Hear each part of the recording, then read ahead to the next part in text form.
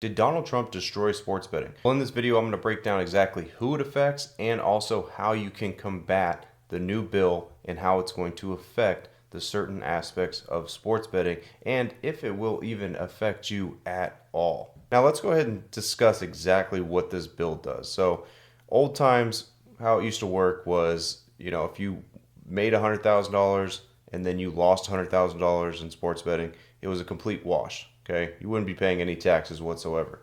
Well, the new bill means pretty much they're only going to be able to cover 90% of those losses. So if you made 100,000 and then lost 100,000, well, you'd only be able to pretty much write off there $90,000.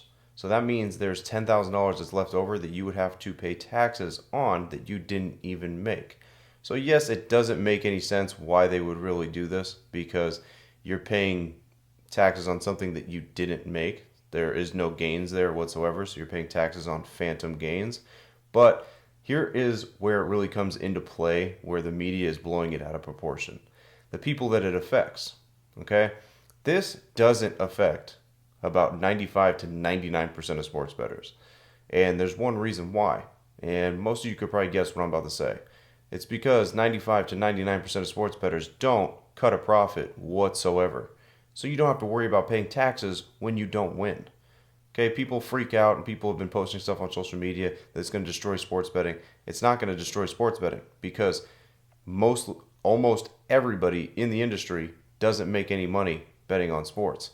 So there's no reason for them to worry about getting taxed when they don't make any money and don't turn a profit. Who it actually affects is the person that is at that break even point. Like I said, if they won 100,000 and lost 100,000, that's who it affects. It affects those type of sports bettors that just hover around even. And then who does it affect, not in a bigger way. I would say the person that hovers around even is the one that gets affected the most. The person that actually makes money, it doesn't crazy affect them, but it just makes them have to pay more taxes. So for example, let's say you made $100,000 in sports betting in a year. In the old times, you would have to pay about 20 to 25% taxes on that. Okay? Now, with the new bill moving forward, you got to pay pretty much double that. So if you made 100 grand, you're pretty much having to give away half of that. That's the way that it's going to work. Now, it's not impossible to be able to turn a profit, which has been portrayed across the media. I don't really know why. Because, yeah, it's going to take effect to where you're going to have to pay more taxes, but it is what it is. Okay? If you're cutting profits from sports betting, you're going to have to pay taxes on it regardless. So you're just going to have to pay a little bit more tax to be able to cut a profit. But it is what it is. If you're actually profiting, you're actually making money, that is where you can still stay in the green regardless. You make $100,000 in sports betting, you got to pay half of that to the government. Well, you still made $50,000. Okay? People that want to do it for a living, you just have to do it on a grander scale, obviously, right? You have to make $200,000, and to be able to cut half of that away to be able to make $100,000 in a year. Now, I'm going to go to the whiteboard. I'm going to break it down a little bit easier so that way you guys can see a visual of that. But first off, like I said, that is how it affects the certain people. This isn't affecting 95 to 99% of people because they do nothing but lose. So you don't have to worry about getting taxed when you do nothing but lose.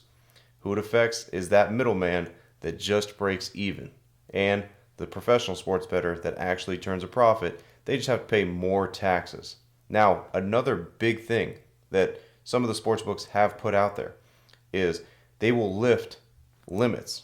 The reason why they'll lift limits now is because this is kind of combating the reason why, the bill is going to affect them. So they're kind of putting something back into it to where it's like they're going to lift the limits so that way sports bettors aren't limited. So that means it's going to incentivize you to stay with their sports books, like DraftKings, FanDuel, whatnot, to stay with their sports books because what people are going to end up doing is going to offshore accounts because offshore accounts, you don't have to pay taxes on that. So it's going to take everybody from the centralized American sports books where they're legal and drag them out to offshore sports books. So that is what, obviously DraftKings, FanDuel, they want to try to avoid because they want to keep you on that platform.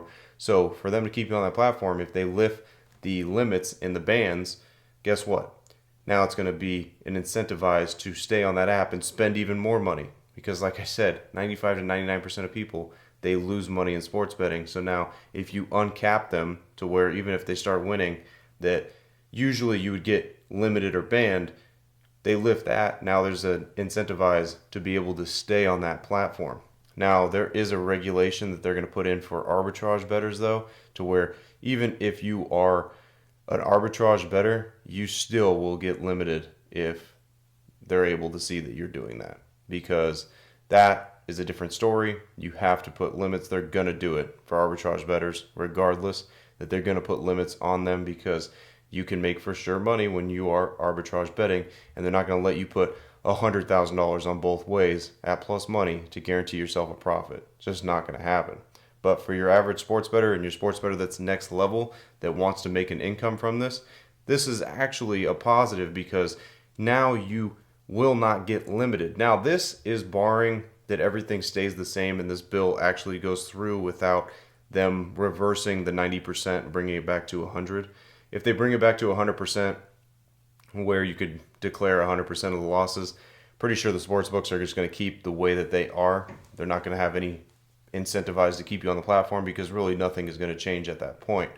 But if this still goes through as of the start of 2026 and the sports books do make that change, well, guess what? Now you're going to have a reason to be able to stay on those platforms, or you go to offshore where you're not going to be taxed. There's going to be two options, and that's the only two options you're going to have there.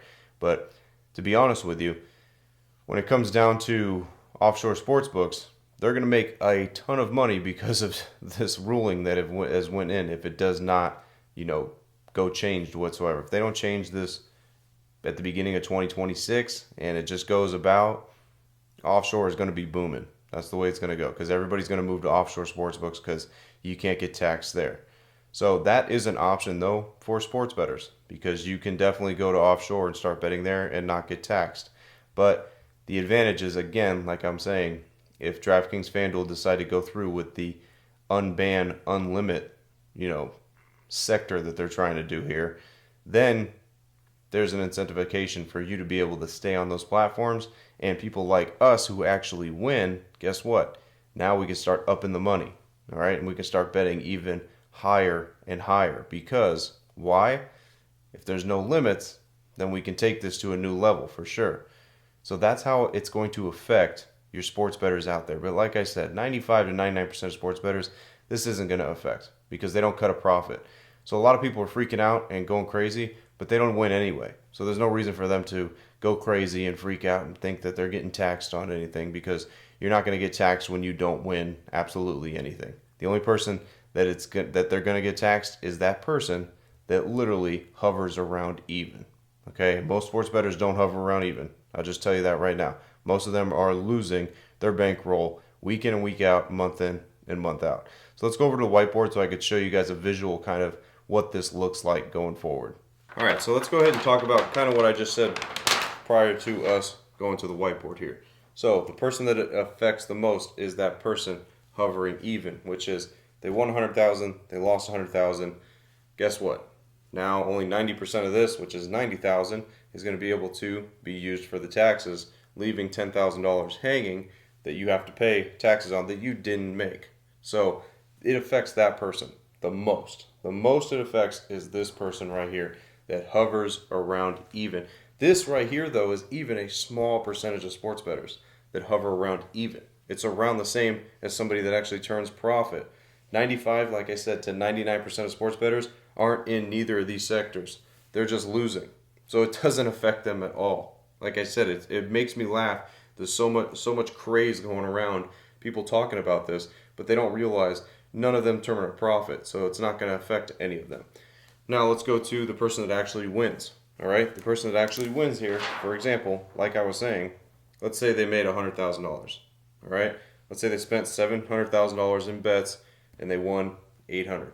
That means they lost 700 and they won 800. Okay, so if they made $100,000 in bets, the old days, you get taxed around 20 to 25% there. All right, so you'd be paying taxes at about, you'd be donating pretty much back to the government 24, 25 grand. Now, how it's going to go you're going to be donating almost half. Okay? Still, like I said, you could still turn a profit. You could still make this a secondary source of income if you understand what to do. Okay?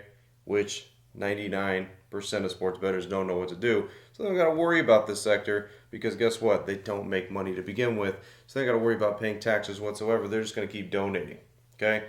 So, again, make sure you guys understand there's no reason to freak out over this to think it's going to destroy sports betting. It's not going to destroy sports betting. Okay? Sports betting is still going to be bigger than ever. The reason why is because most people lose regardless.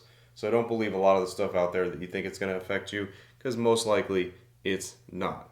Most people don't even track their stuff to even know if they break around even or not. But like I said, 95 to 99% of sports bettors don't fall into the sector where this bill is even going to affect them. The only person that it affects really is the person that hovers around even. Because the person that actually makes money, yeah, you got to pay your fair share of taxes, but guess what? You're still going to be able to cut a profit. You're still going to be able to take a little bit out of there and to be able to use that for whatever it is you need to use that for. But like I said, somebody that wants to rely full time on this, yes, what is big is the sportsbooks lifting those limits, because now you could possibly really up your unit size if you have the bankroll to back it and start betting heavy, and now you can really make a crazy amount of money in sports betting. Yes, you're going to have to pay half of it back, but if you make $1 million and you give $500,000 back, you're still making $500,000 profit. So it is what it is, right? I think anybody would be fine with that. But again, you have to know what you're doing to be able to take those type of risks. Now, this is all still pending the beginning of 2026 to see how this works out. Like I said, all this could be nothing because they could wipe this completely down by just saying, well, we're just going to go back to the way it was, where you can claim 100% of those gains. If they do that, then none of this is going to matter, and then the sports books aren't going to change anything, and everything's just going to go back to the way it was.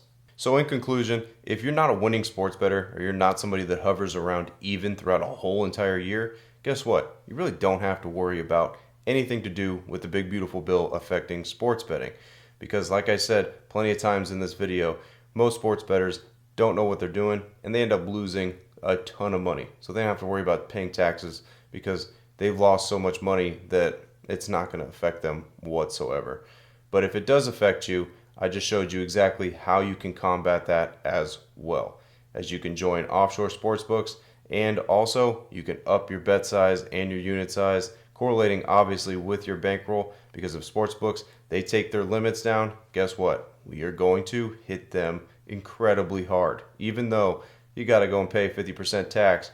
Listen, I'll pay 50% tax on $1 million any day of the week. As always, guys, I'm Frank with Linemaker Sports. I'll see you guys in the next video. Till then, I'm out.